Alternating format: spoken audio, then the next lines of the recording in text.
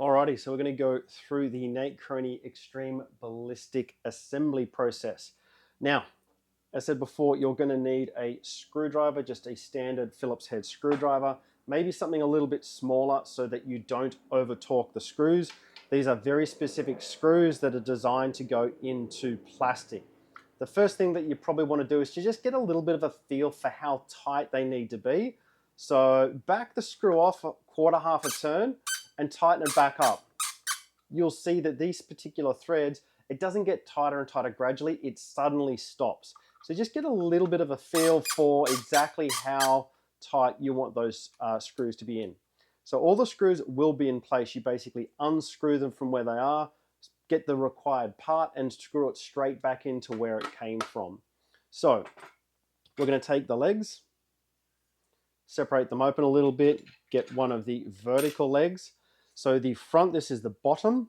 Obviously we've got the mounts here, we've got the rubbers, that is the front. The curled bits, the bent bits, go from the lower front to the upper rear. We're going to put the rear one in first because there's only one piece to go in and it's nice and quick. So put the screw, you can see that the holes are chamfered as well. So these go in a particular way so that the screw heads sink into the little chamfered bits there. So put the screw through the bit and then screw it into the plastic. Don't need to do it too tight at all, but once it gets a little bit snug, you'll see that everything sits in place nice and well. So we've got that bit in there, the rear bit. We now want to do the front screw.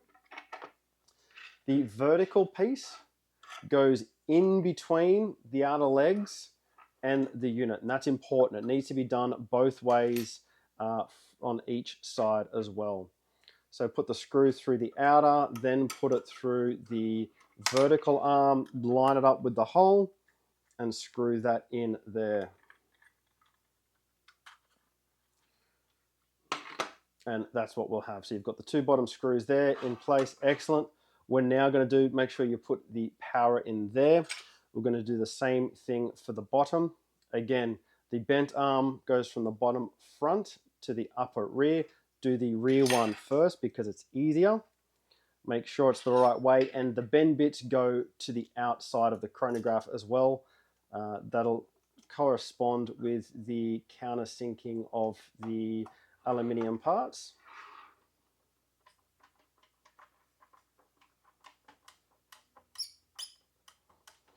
All right, we've got the rear done. Grab the vertical piece. Again, get the screw. There's only two size screws, long and short. It is the long ones that we use to put all the arms and everything in. Again, the vertical goes between the chronograph unit and the arms, the outer arms. That's important. It needs to be the same both ways, otherwise it's going to wobble and be a little bit flimsy once you assemble it together.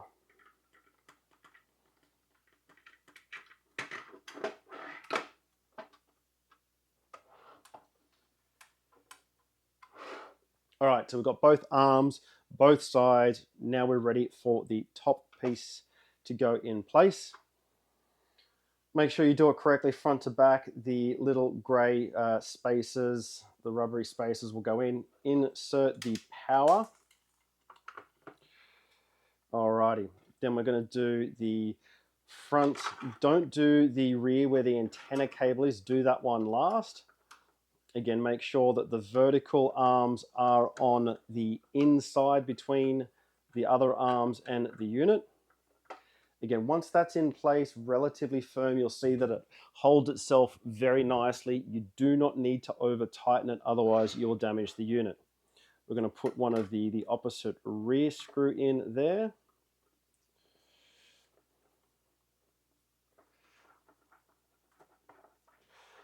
Now, before you do the rear screw, if you did want to put a battery pack in there, what you can do, that'll just rotate nicely. You can use the elastic band, put the elastic band over there. That'll hold a battery pack in place if you want to. So you can put that on at this particular step. Let's get the rear put in place.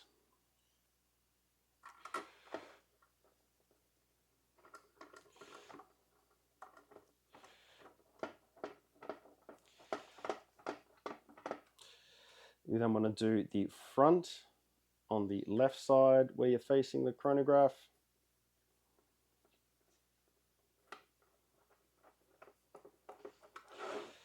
Now for the rear, you can see that we've got the antenna to go through.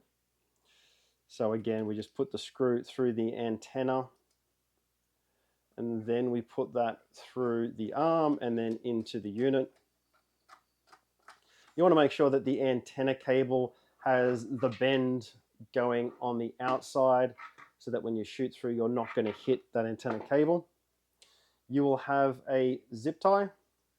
Zip tie goes through one of the holes there, and that just goes around the cable. Make sure the cable didn't come out as it did here. Put the cable in place, put the zip tie on, zip that up. That's just going to keep the cable out of the shooting window, so you've got a bit of space there, nice and simple. The top cover will be screwed in place with 2 screws, one either side. If you want to remove the top cover, remove those 2 screws and then it simply pops off. This is where you do the sensor adjustment. We've got 4 adjustments, front and back. If you did want to swap over the internal, the external shades, typically we will have the external shades fitted, which still work indoors. So they will be fitted, so you shouldn't really have to do anything at all. But then we can just put the front cover back in place. You can then put the side screws on there. If you have the elastic band on, just move the elastic band to the rear and just pivot that up so that you can have everything in place. You'll see we've got this screw here on the left side of the chronograph when facing for the display. The cable only goes in one way of the display. You can see there's a little raised bit in the middle there. That corresponds to going between those 2 tabs.